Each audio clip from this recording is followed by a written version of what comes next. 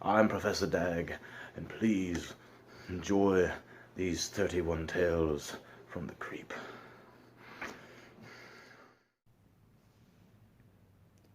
Chapter 18 The Smile. If you ever wondered about how we got here, this should clear things up a bit.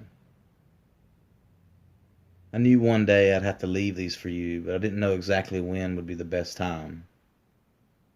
Seeing how I'm getting older and you're getting older, this time seems to be as good as any. When I was around 50 years old, I was making my way across the country driving towards the West Coast. I had received some information about a new procedure that was ahead of its time.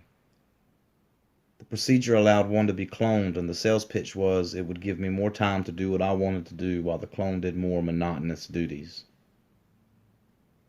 I thought at the time it would be a great idea, and since it was revolutionary and would give me more time to try and still figure out the whole time traveling problem that happened back in 2019 or 1988, it's still really hard to wrap my head around all of it. I went through with the procedure, and my clone was a perfect duplicate. He was given another name at my choosing and was planted there on the West Coast.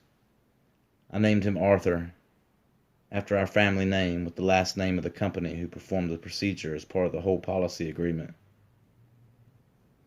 He would be a sort of decoy with the front of an average citizen working in the guise of a comedian while I went back to my East Coast base in search of the truth of how all this happened. The great idea turned sour, however, about 5 years later, though. I learned that Arthur had become complacent in his duties and went AWOL.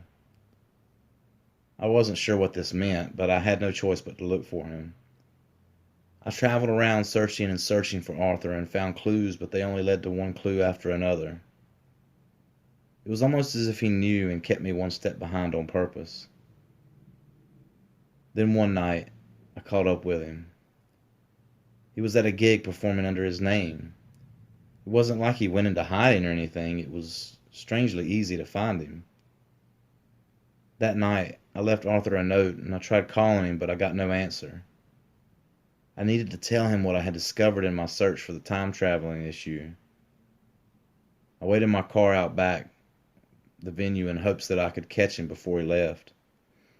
I tried to call his phone one more time, but as I was calling, the door at the back of the building opened, and Arthur's silhouette stood facing me.